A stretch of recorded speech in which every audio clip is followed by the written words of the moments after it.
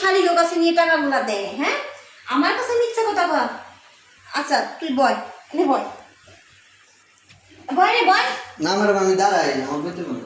আরে বয় নে, কোনো সমস্যা নেই, বয়। আচ্ছা বললাম কেন? তোর মার খবর কি সেটা বল। আমার মার অবস্থা খুব খারাপ, আমার কিছু টাকা দরকার, তাই আমি বাধ্য হয়ে পরে বাসায় আইছি আপনার কাছে। তাই নাকি?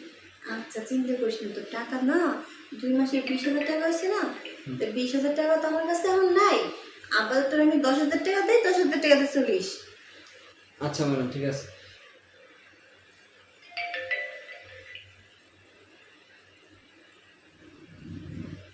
বলে কি আবার, তুই তো জানিস যে তোর সাহেব আমার কাছে বেশি আসে না, সময়টা মানে না।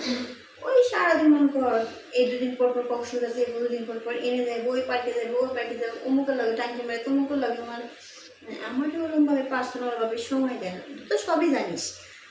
তাই বলতেছি তোর টাকার দরকার, তোর যেমন টাকার দরকার, আর আমার দরকার অন্য জিনিস। তুই যদি আমার প্রস্তাবে রাজি হস তাহলে তো 2 মাসের স্যালারি 20,000 না? হ্যাঁ আচ্ছা আর 5,000 টাকা বাড়াই দেবো, তাতে তোর মায়ের চিকিৎসাও করা হয়ে যাবো, তোর সংসারটা সুন্দর মতো চলে যাবো। কি করতেছেন ভাবি? তাহলে তো ভালোই হয়। তাহলে এই কাজটা কি? কাজটা এটা। কি করতেছেন ভাবি? মালিক জানলে পরে আমার চাকরি থাকবো? আচ্ছা মানে কেমন লাগবে, তুই আমারে খুশি করবি, আমি তোরে খুশি করবো।